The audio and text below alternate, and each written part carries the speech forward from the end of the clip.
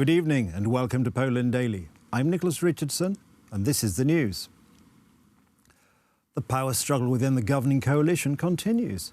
It is still unclear how the negotiations between the Law and Justice Party and the Solidarity Poland Party will end.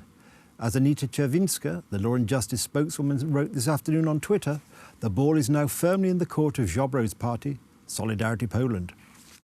The crisis in the United Right continues. After meeting for several hours at the party headquarters of Nowogrodzka Street, top politicians from the Law and Justice Party reached no final decisions. It is still not known whether the ruling coalition will be kept in check. Yesterday, Law and Justice politicians believed in a positive end to the coalition negotiations, but today the situation remains uncertain. The talks are difficult, the situation is serious, although I think we will manage to end this positively. Will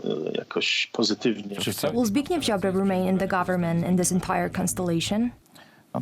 It all depends on Zbigniew Ziobro's answer. It is possible. As I know life, if the negotiations are going well and something is still undecided, it can be postponed. The conditions were given to Zbigniew Ziobro, the conditions for further cooperation in the United Right. Unofficially, the conditions given by the leader of the Law and Justice Party, Jarosław Kaczyński, to Zbigniew Ziobro include support for the Impunity Plus Act, as well as the resignation of the national prosecutor Bogdan Święczkowski, Zbigniew Ziobro's right hand. Indeed, the talks were ongoing and the conditions were under discussion, but the principle of conducting negotiations is that these conditions are not revealed. The devil is always in the detail. 80–90% is not 100%, so the devil just jumped out of those details, and the 10% when we were really in a stage and moved on to the next stages. It was necessary to go back to the stages that seemed to be done with. Suddenly, it turned out that there was a greater demand from our coalition partners, and at some point we had too much to handle, and it was necessary to say pass. As reported late in the afternoon by the spokesperson for the Law and Justice Party, Anita Czerwinska, the next move is up to the Solidarity Poland Party. Today's discussions in the Senate over the animal protection bill called Fight for Animals sparked a great deal of emotion in Parliament's upper chamber. Representatives of both pro-animal organizations and cattle farmers exchanged heated arguments. Dear farmers, you are saying how young people are leaving farms. Maybe it's because young people don't want to eat meat, don't want to participate in ritual slaughter, and don't want to keep their dogs on very short chains. Can you see that the social changes that have been happening in our country are leading towards a more civilized country?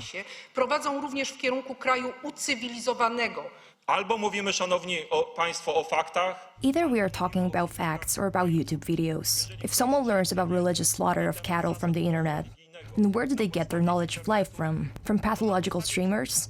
Ladies and gentlemen, it needs to be stressed that religious slaughter of animals is one of the methods approved by the European Union and is practiced in most EU countries. If someone says that in order to become a civilized country we should ban ritual slaughter, then I say this: we are a civilized country.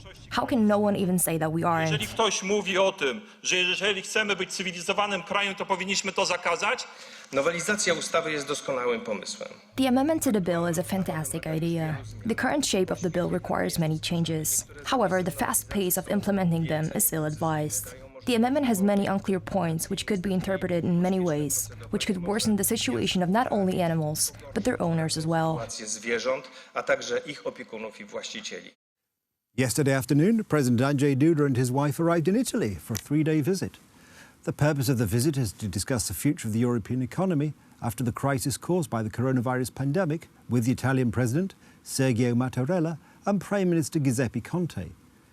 This is the Polish president's first foreign trip since his re-election in July.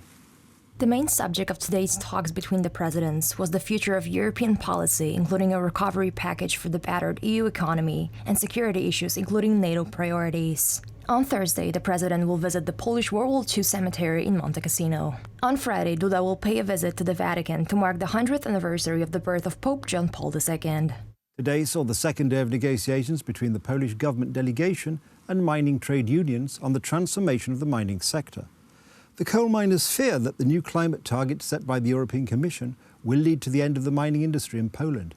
Strikes are taking place in 10 mines in the Silesian voivodeship. Szczegóły to jest diabeł. For now, I can compare the details of the talks to the devil. I hope they'll become an angel, and this is when we will be able to reach an agreement. I have the feeling that the talks will not come to an end today. Wie intuicyjnie, że dzisiaj rozmowy się mogą nie zakończyć. Chodzi o to, żeby dojść do porozumienia, nie tylko do... It's all about reaching an agreement, but an agreement which will end this situation, this protest, an agreement which will take care of the future of the mining industry in Poland. porozumienia. A conference has been organised on the occasion of the 44th anniversary of the so-called Appeal to Society and Government of the Polish People's Republic. During the appeal, 14 signatories called for solidarity and mutual aid in the face of workers' protests that were taking place in Radom, Ursus and Płock in June 1976. The conference was held at the Museum of the Cursed Soldiers and Political Prisoners of the Polish People's Republic in Warsaw, with the participation of two signatories of the appeal, Antoni Macierewicz and Piotr Niemski. Tak odbudowywaliśmy Rzeczpospolitą. This is how we were rebuilding the Republic of Poland, which is an independent state today. The Workers' Defense Committee was our first step towards freedom. Tej drogi był właśnie Komitet Obrony Robotników. KOR powstał rzeczywiście 23 września. The Workers' Defense Committee was founded on September 23, 1976, but these 44 years should be counted in Polish history from June 1976, when a spontaneous protest of Polish workers against decisions of the former communist government took place. The protests took place not only in Radom, Ursus and Płock, but in many more places of work in Poland. This spontaneous and long protest made the authorities back down. Protestu robotników polskich. That's the news. Thank you for watching. Stay with us for the weather, Poland Daily Business and more programmes. But from me, it's have a good night and a better tomorrow.